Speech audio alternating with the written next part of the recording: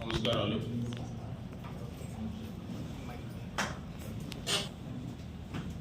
ముఖ్యమంత్రి అయిన మొదటి రోజున కూడా అమరావతి పైన విషం కక్కుతూనే ఉన్నాడు. అమరావతి పనులన్నీ కూడా నిర్వీర్యం చేశారు.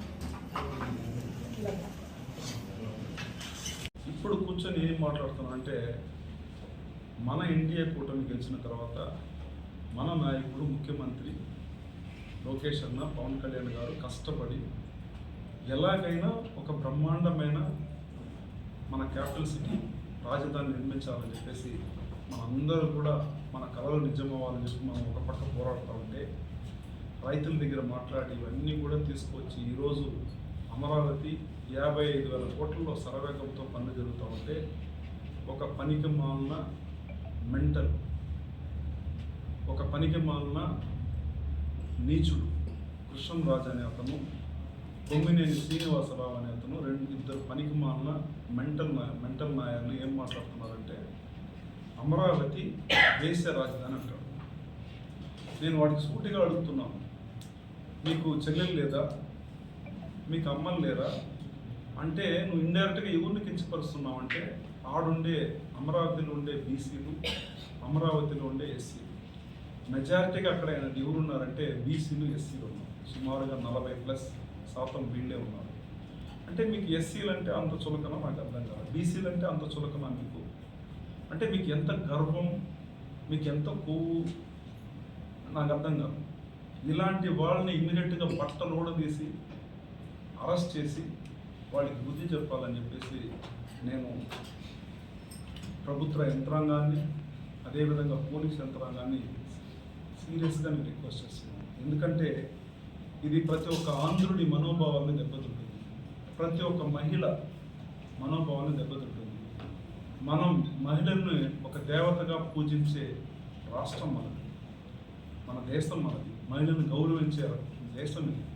ఇక్కడ ఇలాంటి రాక్షసులు గతంలో పరిపాలించి ఎలా మూర్ఖంగా బిహేవ్ చేశారో, ఎలా గంజాయి తీసుకొచ్చారో, ఎలా 3 ముక్కలాటి మన రాష్ట్రాన్ని మొత్తం కూడా ఒక 3 ముక్కలాటలాడి రాష్ట్రాన్ని బీహార్లాగా చేశారో, వీళ్ళందరికీ కూడా బుద్ధి తెచ్చే సమయం తొందరలోనే ఉంది. ప్రతి ఒక్కరు కూడా జర్నలిస్ట్ దీన్ని మీరు ముందుకు వచ్చి ప్రతి ఒక్కరు కూడా వీళ్ళ గురించి రాయాలని చెప్పేసి మిమ్మల్ని సీరియస్గా రిక్వెస్ట్ చేస్తున్నాం. 2 రోజుల క్రితం సాక్షి ఛానల్లో జగన్మోహన్ రెడ్డి విశ్వాస కుక్కలో కొంతమంది మాట్లాడారు. ఏమని, రాజధాని ఎంతోమంది ఎస్సీ, బీసీ మహిళలు ఏదో కష్టపడి ఆనాడు వాళ్ళ పొలాల్ని ఇక్కడ రాష్ట్ర ప్రజలందరికీ ఒక రాజధాని కావాలి, గొప్ప మనసు చేసుకొని వాళ్ళు ఎన్ని అవస్థలు పడినా ఒక పిలుపుతో 2014లో భూములు ఇవ్వడం జరిగింది. ఆనాడు జగన్మోహన్ రెడ్డి ప్రతిపక్ష నాయకుడిగా ఒప్పుకోవడం కూడా జరిగింది. 34,000 ఎకరాల భూమిని ఇస్తే ఒప్పుకోవడం కూడా జరిగింది. ఆనాడు గాడిదలు కాస్తున్నాడు జగన్మోహన్ రెడ్డి. అసెంబ్లీలో ఎలా ఒప్పుకున్నావు నువ్వు? ఒప్పుకొని మాకందరికి కూడా ఓకే అని చెప్పాడు. తర్వాత 2019లో నువ్వు అధికారంలోకి వచ్చినాక ఆ అమరావతి మీద ఈ కొమ్మినేని లాంటి కుక్కలు విషం చిమ్మారు. రోజు డిబేట్లో సాక్షిలో అమరావతి ఎన్ని కూతలు కూసినా విషం చిమ్మినా ఆనాడు ప్రజలందరూ అమరావతి రాజధానిని ఆ మహిళల్ని కొట్టి బట్టల నుంచి ఎన్ని చేసినా వాళ్ళందరూ మహిళలంతా చూసి ఇలాంటి వాడికి బుద్ధి చెప్పాలనే ఉద్దేశంతో 11 సీట్లు ఇచ్చారు. అది కూడా ఈరోజు మళ్ళీ భూములు ఇవ్వడానికి ఎయిర్పోర్ట్ కానివ్వండి అంతా మళ్ళీ రైతులందరూ ముందుకొచ్చి ఈరోజు కంపెనీస్ అంతా వస్తున్నాయని వాళ్ళు ఆ డెవలప్మెంట్ ఓర్చుకోలేక మళ్ళీ వీళ్ళు డెవలప్ అయిపోతే మనం చెప్పినంత మళ్ళీ ఒక సీటు కూడా వస్తుందో రాదో అనే ఉద్దేశంతో ఆ కుక్కలు మొరిగాయి. ఒకటి అడుగుతున్నా నేను, అమరావతి రాజధాని అమరావతికి మన గుడికి గర్భగుడి ఎలాంటిదో అలాంటిది. అది కూడా జ్ఞానం లేని వాళ్ళని సీఎంగా చేసుకున్నాం. ఈ రాష్ట్ర ప్రజలు దుర్బల్ అనుకోవాలి. మనం రాజకీయం చేయాలి.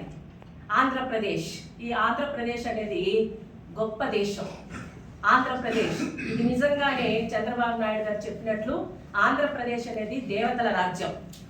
జగన్మోహన్ రెడ్డి కానీ వాళ్ళ పార్టీ కానీ అందులో ఉన్న కార్యకర్తలు కానీ తెలుగుదేశం అంటే ఏమి, ఆంధ్రప్రదేశ్ అంటే ఏమి, దానికి ఉన్నటువంటి చరిత్ర ఏంటి తెలుసుకొని దాని తర్వాత మాట్లాడాలి.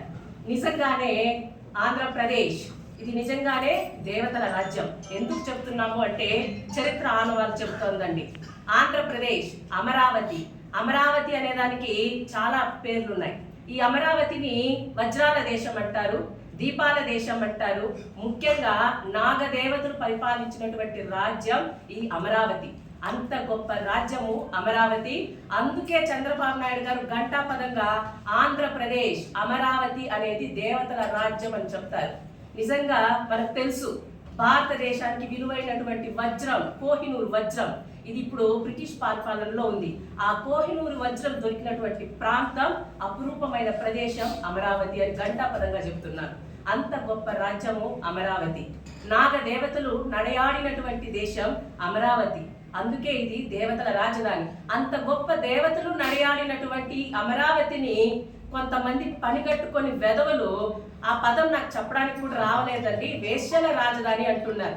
ఈ రోజు నేను అడుగుతున్నాను, ఈ మీడియా ముఖంగా అసలు ఏం తెలుసని మీరు మాట్లాడుతున్నారు? మీరు నిజంగానే జర్నలిస్టులేనా? జర్నలిస్టు ముసుగులు వేసుకున్నటువంటి దొంగలు మీరు. ఈ చరిత్ర తెలుసుకోకుండా మాట్లాడటం ఎంతవరకు సబబు అని అంటున్నానండి. నిజంగా మంచి వాళ్ళు, మంచి మనసు అన్నీ తెలిసిన వాళ్ళైతే ఇట్లాంటి మాటలు మాట్లాడరు. అందరూ చెప్పినట్లు మీ ఇంట్లో అక్క చెల్లి లేరా, ఆడపిల్లలు లేరా, మీకు కూతుర్లు లేరా?